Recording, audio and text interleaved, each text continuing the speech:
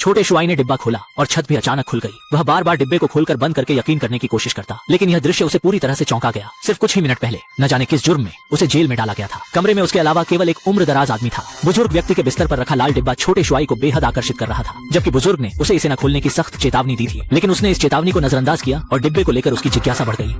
उसने सीधे डिब्बा खोला और पाया कि डिब्बे के अंदर का दृश्य बिल्कुल कमरे की व्यवस्था जैसा ही था। वह खुद को रोक नहीं पाया और उसे छूने के लिए अपना हाथ बढ़ा दिया। अचानक एक हैरान करने वाला दृश्य सामने आया। एक विशाल हाथ आकाश से नीचे आया और वह हाथ स्पष्ट रूप से उसका अपना ही था। छोटे शुआई अवाक रह गया। उसने फिर से छत की ओर देखा, जो बिल्कुल सही बनी हुई थी। यह साबित करने के लिए कि अभी जो हुआ वह कोई भ्रम नहीं है, उसने डिब्बे को नीचे रखा, छत पर नजरें गड़ाए हुए डिब्बे को खोला और छत डिब्बे के ढक्कन की तरह खुल गई। इस अजीब अनुभव के कारण उसने एक और प्रयोग करने का सोचा और डिब्बे के अंदर अपने आप की ओर हाथ बढ़ाया।